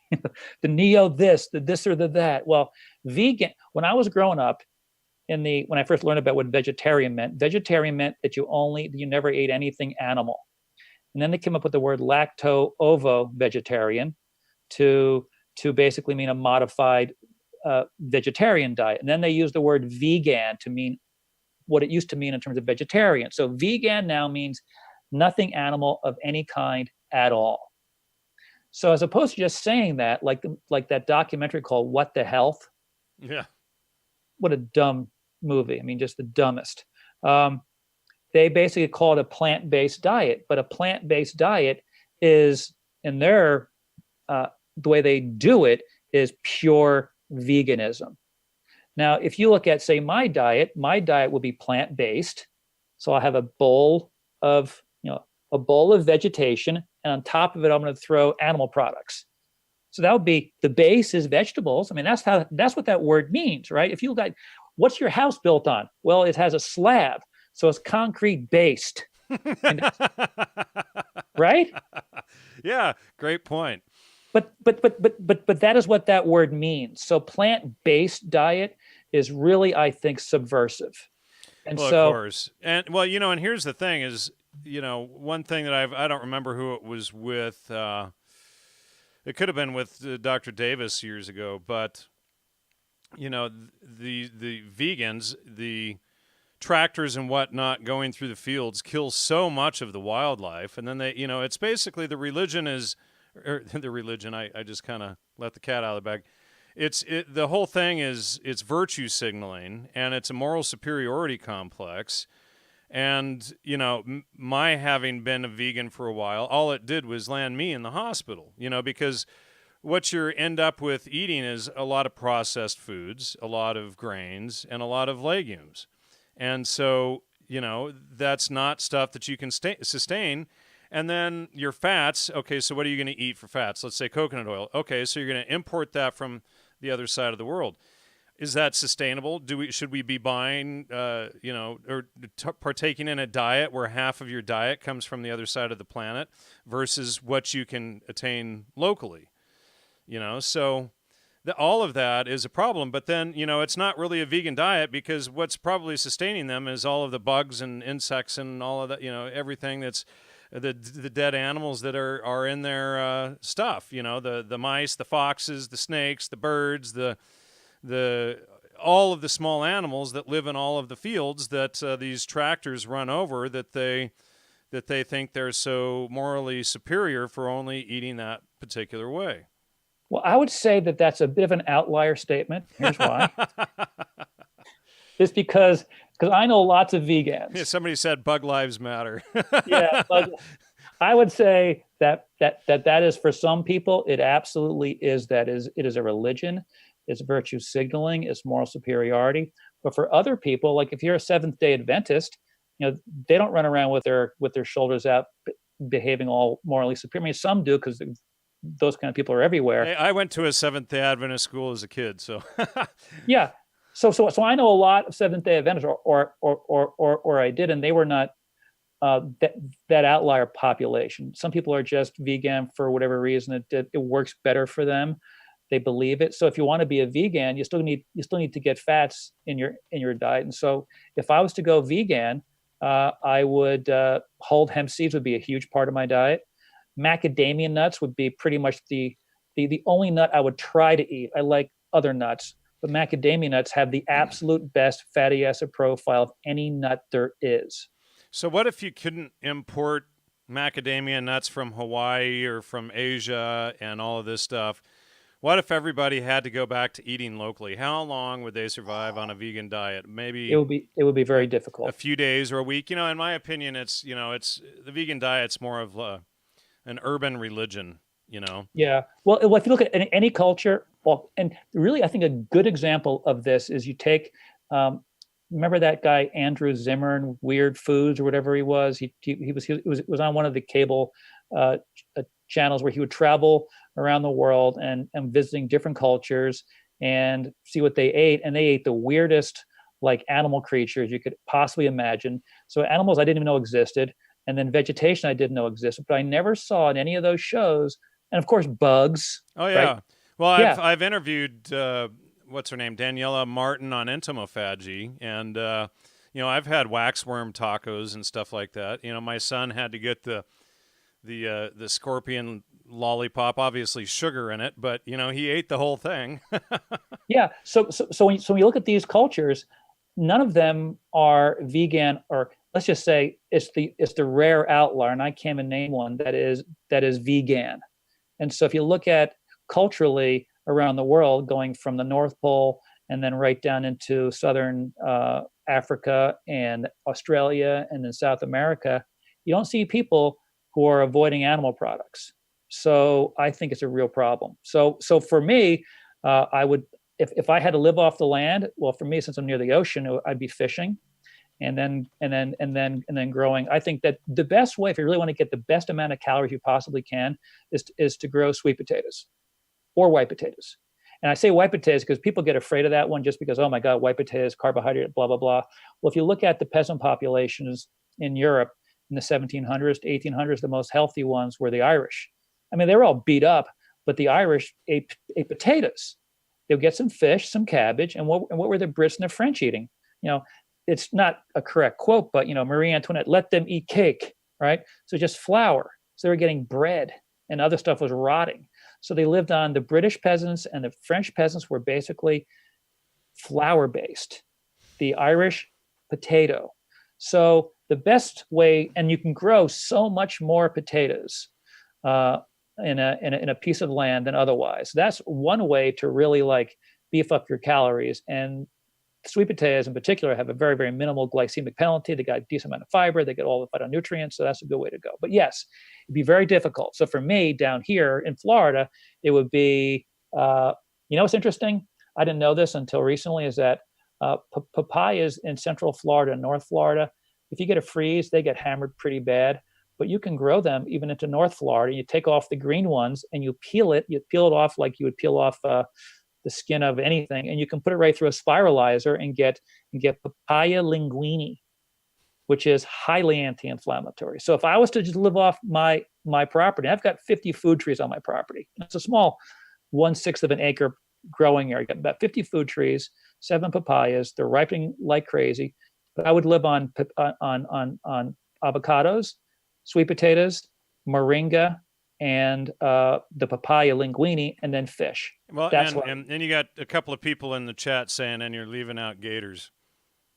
Gators, yeah, that's true. But but then I have to watch that crazy gator show more and read the subtitles to know what the hell they're saying, to know how to hunt for them. Although I will tell you, the first time I ever came to Florida was when I was 17, turning 18. A buddy and I we got on our 12 speeds in New Jersey and pedaled down to Florida, and we visited his family in Central Florida, his distant relatives, and one of their buddies, they were gator hunters. So we went out like basically 9 o'clock at night, pitch black, on this maybe 12-foot wooden boat with a quiet motor. And they would shine the light across the lake, and the alligators' eyes would be like this. They would be mesmerized by the light, and then they drive up on, they blast it with like a, like a harpoony thing, and the gators go flying all over the place. They get tired and they whack them between the cranial bones. And we pulled in like a 10-footer into this 12-foot boat.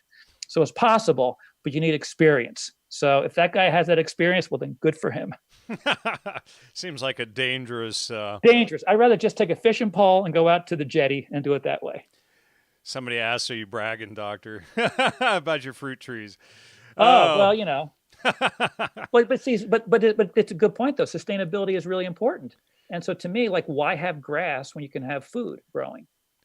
So did we cover Rogan's buddies? No, we didn't. I mean, do you want to do that, or do you want to do this maybe some other time? We're pushing like an hour and a half. I don't know how long you typically do these things. Usually an hour and a half. We can wrap it up here. We can, a lot of times people just go like 10, 15 minutes over if you want. It does, it's not a very set schedule there. Well, I would say this about Rogan. Like the way he his is kind of interesting. He has 3 or so people who were on his show several times. They present themselves as paleo scientists, and technically to be a scientist, you should put your name. You should be able to put the author's name into PubMed and find papers where they've written on those topics. And so Rogan's paleo scientists, and we'll leave them nameless because people can figure out who they are. None of these guys have any scientific background at all, and they actually frame the paleo diet as a low-carb, high-protein diet. And that's not what it is. The paleo diet is purely a geographic diet based upon what you can eat. So you're in what, Northern California? Southern California. Okay, so if you go up to Northern California, well, the food would be different up there, what could grow, than Southern California. You go further up into northern part of Seattle or northern part of Washington and Victoria up out in the British Columbia area, well, then you're going to have different foods that can be grown there and different animals that will be there. And so food is based, the paleo diet is based upon what people consume locally. So these fake paleo, I call them faux or fake paleo or paleo posers. Well, that's what they are. They make it sound like, well, salt's okay. Well, salt it was not a staple really anywhere. I mean, a staple condiment anywhere.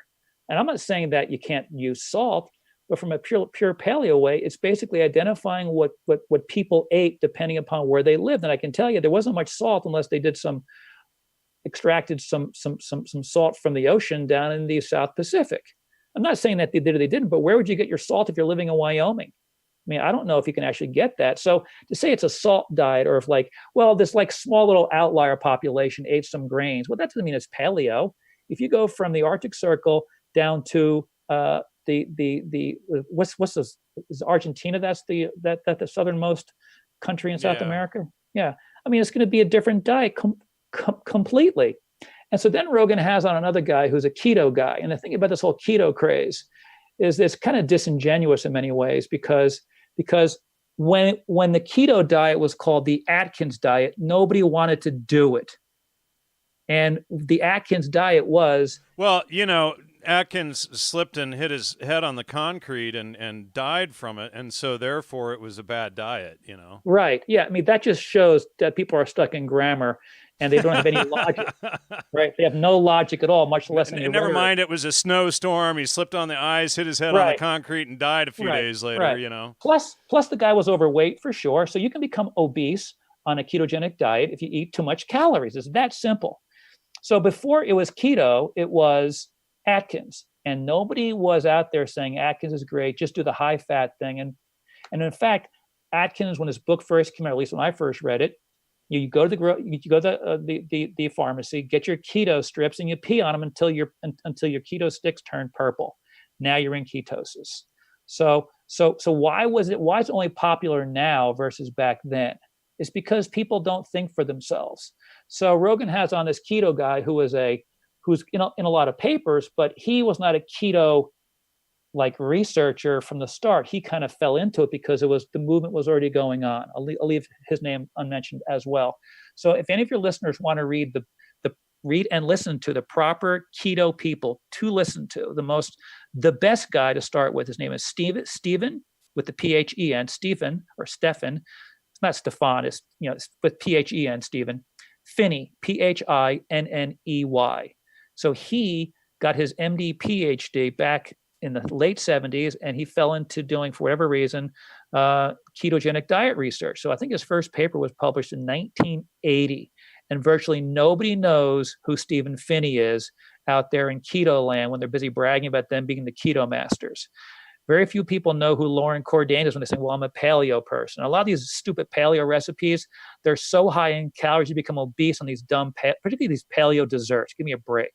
If you want to have, right, coconut flour, kind of paleo-y, I suppose, coconut flour can make you fat as a house in no time because the caloric density is profound in coconut flour. So you can be just this obese person in paleo land. So you want to learn about paleo, Lauren Cordain and his people. You want to learn about keto, Stephen Phinney. So after Rogan has this guy on, a couple of days later, he has on another guy. And he was saying, well, I don't do everything for keto. It's not best for everybody else. So Rogan goes, well, this is going to confuse some of my listeners because of the other guy who he had on, demonstrating again the fact that there's no logic or rhetoric in Rogan's nutritional world for himself. Because if you go from the Arctic Circle, where everybody is in keto for like 8 months out of the year, because that's all you can eat is fat and it's a little bit of protein. You go down to New Guinea, where they're living, you avoid the cannibal island, of course. You go to the Catawba area, and they're living on basically potatoes and fruit. And they don't have any of the cardiovascular disease, the digestive problems, or anything at all. And all of that stuff is missed if you don't sort of have the orientation from the original primary author type people. For paleo, it would be Cordain. And for keto, it would be Phinney, Phinney.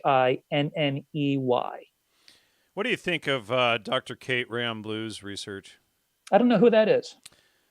She's done the research on vitamin K2 and regulating calcium in the body and all that. I've had her on the show twice, but she talks about how essentially, if I'm recalling correctly, to summarize, would be that heart disease and whatnot came about with the creation of vegetable oils and the amalgamation of grains, gluten, etc., and the misregulation of calcium in the body. So the challenge I have with that is, and she's probably more detailed than that, obviously, but so you have two types. Yeah. So you have two types of K. You've got what's called phyloquinone. And she's talking about specific, exactly. Yeah. So you have, it's called vitamin K1, phyloquinone. Which is about clotting and not calcium regulation. Actually, it kind of works. I can't say for sure if that's it completely because I'll explain why. So if you look at K2, well, first of all, let's do phyloquinone. So you eat a bunch of green vegetables, and the Catawbans, who don't really eat a lot of your natural K2 food. So you'll find K2 in like eggs, cheese, and this really stinky ass stuff called natto, which is this fermented soybean, which virtually you would only eat in certain parts of Asia. So if you go back to the Catawbans, where they get most of their calories from, the potatoes, sweet yams, and then taro, and then fruit, and then greens, because they got a lot of greens also. So they get their K1 there. They don't get any K2 in their diet. So the way this works is that if you have a healthy gut flora, the healthy gut flora converts K1 into K2. So if you avoid eating green vegetables and you disrupt your gut flora by living on sugar, flour, and refined oils, you now have lost the mechanism. First of all, you lose the mechanism because of the gut flora change, and you lose the K1 delivery. So by default, you'll become deficient in K2. And so K2 in the body, it participates in clotting to some degree, but what it does, it does kind of control calcium homeostasis. So if you don't have enough K2 in the body, you'll tend to calcify your blood vessel walls. There's a specific protein that K2, it's called matrix GLA protein. It keeps calcium out of vessel walls. And then you have a K2 protein called osteocalcin in bone that keeps calcium in bone. So that's what she's talking about there. But the reason why you've got a K2 deficiency is because no green vegetables and the gut flora change. And therefore, people need to take K2 supplements. And she's talking about getting it from cheese, Right. eggs, Cheese, natto, eggs, yeah. etc. Yeah, absolutely. I would recommend checking out her book. In fact, I think she wrote actually the first book on it. Yeah, But I have a bunch of the primary research from the European guys who've been looking at K2. Yeah, two different types of K2. If you go look for a supplement, you got what's called MK4, right, and then you have smaller ones called MK7, 8, and 9. right. And it appears that the MK7, 8, or 9, if you're going to do a supplement, has a more beneficial effect on the blood vessels and for bone. All right, and then let's see, and I want to get into the high fat air quotes term here in a second, but strokes, are those the same root cause as heart attacks, heart disease? Yeah. It's all about. And here's the thing about the way the flame works. Like if we'll have to use my hand. If the flame goes on, it can manifest many different ways. You just don't know, and that's where your genetic susceptibility kind of kicks in. So if you're susceptible to, or if you have, and really where the worst buildup of atherosclerosis occurs is where you have high turbulence in your arteries. Now, this is something very, very interesting. So if you think about a blood test, you draw blood from your veins, clearly not your arteries, right? If you draw blood from your arteries, you're going to have a spurting event taking place, which is why you got to draw from veins. So you draw your blood from your veins, and that tells you the amount of your cholesterol level and everything else in your veins, but it's mirrored in your artery system. So why would it be that atherosclerosis never builds up in veins, only in arteries, even though you have the exact same glucose, fat, cholesterol issues in both veins and arteries? And the reason why is because of turbulence. If you take a piece of vein and you put it into, say, replace a coronary artery, well, that vein will then develop atherosclerosis as well, because now the vein is subjected to turbulence. So no matter where you go, like if you go out to they're called the Maasai warriors. They're like the 6-foot thin black dudes in Africa, where they're called pastoralists. They basically graze their cattle across the plains, and their diet for historically was basically meat, milk, and blood. That's what they ate.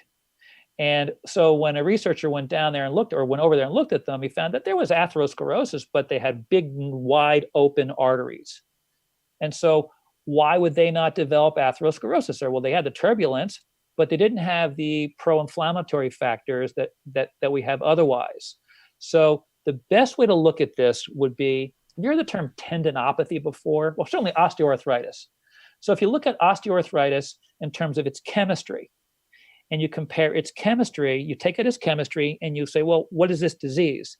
It mirrors atherosclerosis. And so what happens is that joints go through their osteoarthritic process through the same lipid deposition process that blood vessels go through or tendons go through. So if I'm 250 and I'm going to go run and I have a heart attack, you say, well, you had heart disease, and that's the reason why you ran. You just overburdened this heart that couldn't handle the flow, and you had a heart attack. But if I develop joint pain or tendon pain, you say, well, it's because you strained those tissues. But in fact, what happens is that the same pro-inflammatory degenerative changes take place in joints and tendons, such that normal loading and normal turbulence becomes pro-inflammatory if you live in a pro-inflammatory state. And that is the cause of atherosclerosis. It has nothing to do with just your LDL level. Speaking of LDL, which is the thing that everyone's afraid of, the bad cholesterol, right, versus the good HDL. I mean, when you know the trivium of it, it's like so moronic, it's shocking. Really? So, it's just brutal. Yeah. So LDL cholesterol, low density lipoprotein cholesterol versus high density lipoprotein cholesterol. And so think about this. The average person, they've got twice or 3 times as much LDL, really should be about twice as much, and sometimes it's less, but more LDL in circulation than HDL.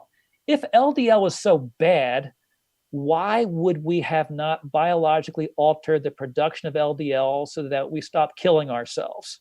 If LDL was so bad, why would we always make more L than H? Right there, it's a suspicious thing. And so then when you look at LDL cholesterol, for it to be atherogenic, it has to go through an oxidation process. So now imagine you had a big old softball, and it's called a big, soft, buoyant LDL particle. Once you go pro-inflammatory and become hyperglycemic, metabolic syndrome, obese, what happens is the LDL particle becomes small and dense. So would you like to get hit with a softball or a hardball? We all know the answer is softball, right? The speed is just bigger, dispersion will hurt less. Well, would you like to be hit with a waterlogged, fungus-ridden hardball that weighs 5 times more than a regular hardball, or a regular hardball? And the answer is, of course, the regular hardball. So this is what happens. You got this buoyant LDL particle, it becomes small and dense, and then it becomes oxidized. And this oxidized LDL functions as an autoantigen such that you have an immune reaction that's no different than autoimmune disease. And think about this. No one listening here, let's just say we have 10,000 or a million listeners at some point with this, virtually none of them would know that your LDL particle is anti-inflammatory when it's soft and buoyant, pro-inflammatory when it's small and dense and oxidized. And the driver of excess LDL and reduced HDL is insulin.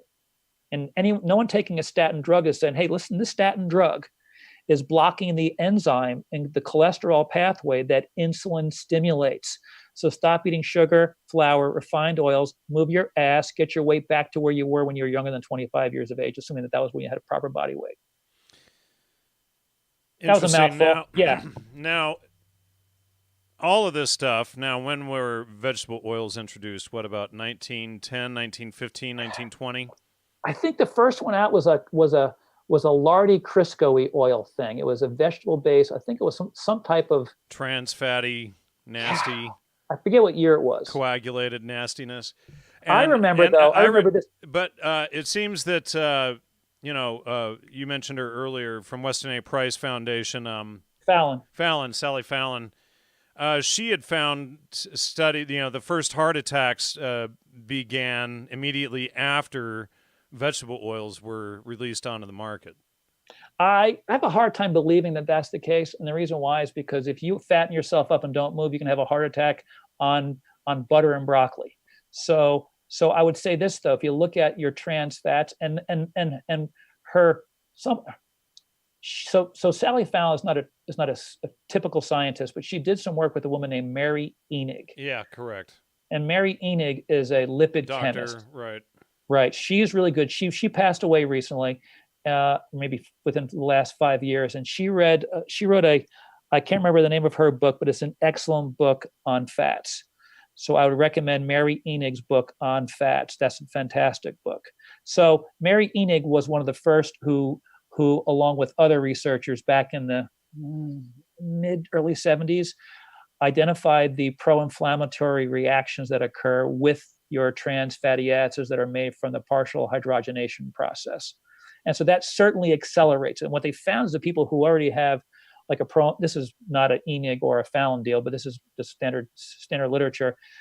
When when researchers gave trans fats to healthy weight, normal active people without any signs of heart disease versus the same age people with heart disease, there was a much more robust inflammatory reaction to the trans fats, even though they both took the same trans fats in.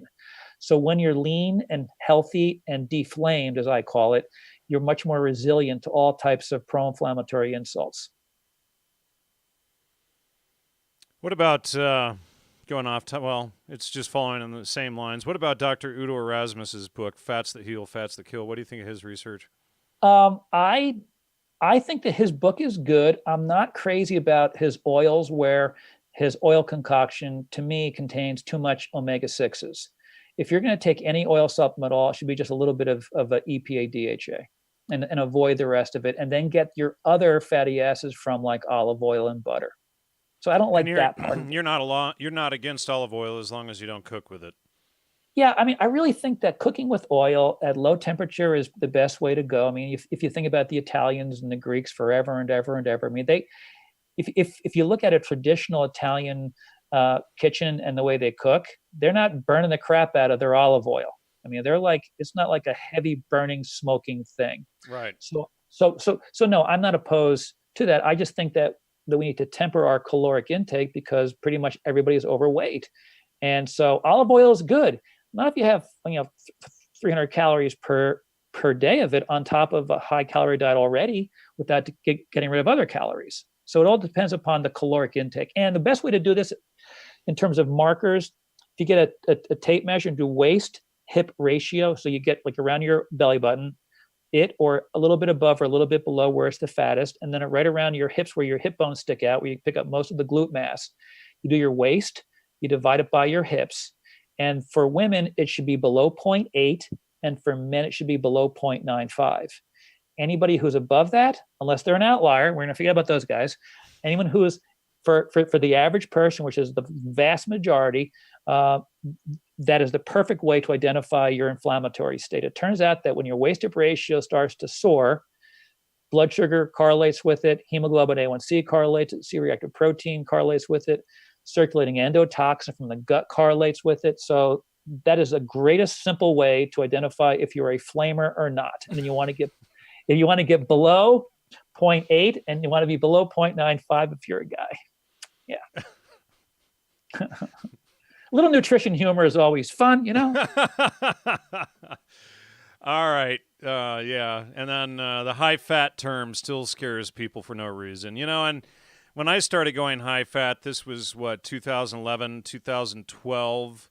It took me a little while to edge into it and, okay, well, I'm going to eat extra butter and eggs today. And wait, well, I didn't have a heart attack. And then after a while, it's like, wait a second, I'm starting to feel a whole lot better, and the more fat I ate, the better I felt. And still for the last, probably 7 years now, I try to keep my dietary intake at least probably 50% or more fat per day. Very smart move. Yeah. And it's interesting. So you're a smart cerebral guy who thinks about stuff and you trivium and quadrivium yourself, right? And look at the power of your amygdala kicking in the fat fear. It's absolutely it is brutal propaganda and conditioning. It's just for 85 years of the nonsense, Absolutely unbelievable. Grains good, fat bad. Eat your wheat, and they did plant all those 20 gazillion hectares or acres or whatever of wheat back in the 20s and 30s, and they needed to sell all of that stuff. So, they wiped out the Great Plains, created the Dust Bowl, and had to sell all of the wheat from the aftermath of it, right? It's really a problem. I'm telling you, people should just grow sweet potatoes and whatever food they can grow in their yard. That's what they should do. Well, but then they wouldn't be getting coconut oil from the other side of the planet and killing orangutans. But there are options. It is interesting. There is definitely some exploitation of the coconut oil producing countries for sure. All right, and we got two more here. You want to cover those limbic fears? Somebody like me, should I just forever and ever and ever more avoid a birthday cake? Well, it all depends. You see, if that birthday cake trips you back into being a dietary crackhead, and that's like an enemy of you, then you should not. Well, I wouldn't fall back into a dietary crackhead. That would be dumb. But right. I mean, But for some people, though, they just simply have not worked their prefrontal cortex enough to effectively resist those calories once they get a taste. Usually, though, I just, anything wheat, my body now just automatically rejects it. If it's like a gluten-free cake or something, I'll have it, but which is, like Dr. Davis said, less bad is not good, Right. Right. He's absolutely correct. Yeah. And I like his book a lot, actually. And so he complimented that high fat diet book that was Nina Teal, something like that, came in like 2012, did a decent book on fats. No, I would say that the only reason, if I go to a birthday party, which I really tend not to do because I'm kind of a loner, but if I did, I would have a little piece of it. Why insult the kid or whoever it is? And I'll have a little piece. Right. But I don't like doing it because the thing is, I like the taste. And I do not see any point in activating that part of my brain. I don't want to, it's called the reward path. It's called the mesolimbic reward pathway. And you start, acting like a rat hitting the lever over and over. Is that? That's right. Yeah. But about the rat study, they just forego Yeah, they didn't eat. They just sat there hitting that rat buzzer, and they just sat there. They avoided sex. So rats are very social. They just sat there blasting that buzzer. Yeah, they forgo everything. So I don't see the point in turning on that part of the brain at all. And so it's dietary propaganda essentially that your brain is being captured by. So avoiding it's a good idea until you can absolutely control yourself. All right. Steven says, eat to live, don't live to eat. That's very There you well go. said. Absolutely correct. Absolutely. Yeah. But this whole idea of flame, though, the flame idea is, the question should be is, will this flame me or will it not flame me? So will it inflame me or will it deflame me? Don't be a dietary flamer. Right. There you go. There you go. All right. So, yeah, just get that in your head. I don't want to be a dietary flamer, and that should cure all your dietary problems right there. Yeah. And with all the dietary research that we know, Americans are fatter than ever. Correct. And they want to put 9-year-olds now on statin drugs, and that's not going to solve anything. That's, and we need the fats. And so then that causes, your brain is made up of cholesterol and fat. So then, and your reproductive system. And so then they're causing, a landslide of future health problems. Thank you, Stephen. A landslide of future health problems by putting kids on statin drugs when all they have to do is get them off the soda pop, stop feeding them pretzels and cake and Kool-Aid and, I don't know, do kids eat Kool-Aid anymore, drink it? And all of these things, stop with the vegetable oils, and then the inflammation will stop and they'll go back to normal. That's exactly right. But that hurts the big, big, big oligarchy industrial complex for drugs, because if to keep the economy going, right? Think about our economy runs on sugar, flour, refined oils, the drugs to treat those conditions. It numbs our brain, and then we just bomb everybody around the world with all of our other powders, right? So that drives our economy. If you had a healthy that's another conversation we'll have to get into later, but yeah. But I mean, think about it though. How and once your brain is numbed and inflamed, it's difficult to focus, and then it's difficult to focus on your life. Much less take your head up and look around what's taking place in the world, so that one is not then brainwashed by propaganda, depending upon the fake left or right wing that people tend to be brainwashed by. Dr. Seaman, great show tonight. I think we've pretty much got through everything that both you and I had laid down for tonight. We'll have to get you back on again soon. We've got more research and topics to cover. You and I had a really deep couple-hour conversation a few weeks ago, and got some interesting material yet to go. And so I really appreciate your time coming on tonight. If anybody wants to post up any super chats, do you want to cover any questions from the audience?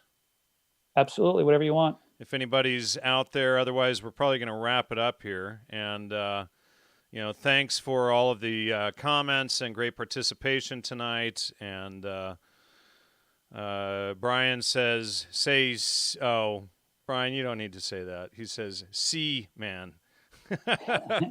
Here's the thing, though. If you want to do a Seaman joke, I'll give you that criteria, right? So you see, since your last name is Irvin, it could be Jones is up, Smith is on deck, and Irvin is in the hole, right? So to do an effective Seaman joke, you have to be able to substitute somebody else's name in there for it to work properly, right? So if you're a great defender, you'll say Irvin is all over the field, right? So that's the only way to enter the Seaman joke world, which is fine by me. And to make it really work, you have to be self-deprecating as well. So you have to be, yeah. That took a long time to deal with that one, because oh my God, this is a terrible thing. Now I love it though. And actually, I'll give you one more joke. All right. My cousin with the same last name, he's a pilot. And he changed his last name to his mother's maiden name because he couldn't handle being Captain Seaman in the cockpit. Who wouldn't want to be that guy? This is Captain Seaman. Welcome. And that's a true story. True story. Wow, that's hilarious. Yeah. Captain Seaman in the cockpit. Oh, wow. All right. Well, that's hilarious. So I guess that's a wrap for the night. I don't see any super chats coming up. And someone said, I lost 30 pounds last year, kept it off, though a bit challenging.